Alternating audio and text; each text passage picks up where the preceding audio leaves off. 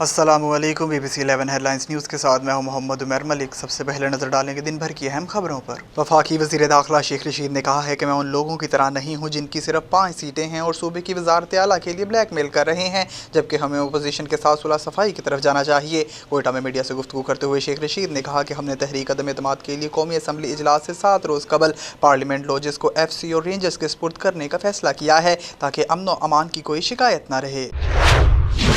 पाकिस्तान तहरीक इंसाफ के रहनुमा अलीम खान ने जहांगीर तरीन ग्रुप से राहें जुदा करने का हतमी फैसला कर लिया। तफसीलात के मुताबिक तरीन ग्रुप की अलीम खान से उनकी रिहाइशगाह पर होने वाली मुलाकात नाकाम रही है, जिसकी अंदरूनी कहानी भी सामने आ गई। ज़राए ने बताया कि दौरान मुलाकात तरीन ग्रुप के सख्त गिर अरकान की वजह से अलीम खान ग्रुप की दूरियां मिट न सकीं, जिसके बाद अलीम खान ने अपनी सियासी हिकमत अमली और सरगर्मियों को तरीन ग्रुप से अलहदा कर लिया और वो मुलाकातों के लिए इस्लामाबाद रवाना हो गए।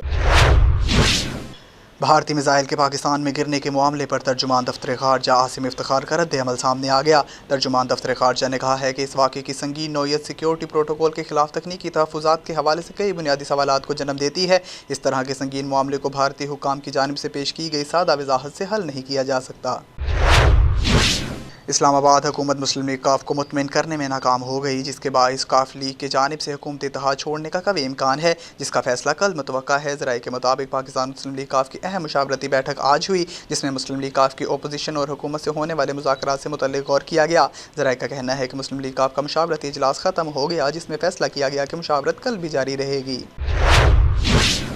वज़ीर दाखिला शेख रशीद के बयान पर काफ लीग बरहम हो गई। मोनस इलाही ने कहा है कि शेख रशीद भूल रहे हैं कि वो हमारी जमात के बुजुर्गों से ज़माने तालिब इल्मी में पैसे लिया करते थे।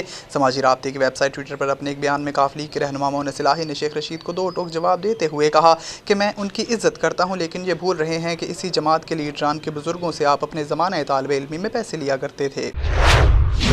पाकिस्तान मुस्लिम लीग नून की तर्जुमान मरियम औरंगज़ेब ने कहा है कि बातचीत सियासतदानों से होती है, गालियां देने वाले गुंडों और बदमाशों से नहीं। वफाकी वज़ीर इत्तलात फवाद चौधरी के बयान पर रद्द-ए-अमल देते हुए मरियम औरंगज़ेब ने कहा कि इमरान खान ने सियासत को दुश्मनी में बदला और जिसने मुआशरे में तकसीम, इंतशार और फसाद पैदा किया उसका नाम इमरान खान है।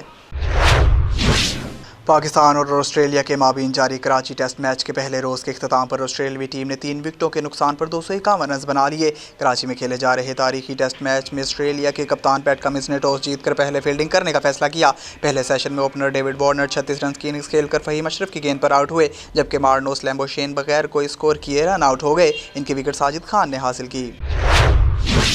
सऊदी अरब में दहशतगर्दी के इल्ज़ाम में एक ही दिन में 81 अफराद की सज़ाए मौत पर अमल दरामद कर दिया गया।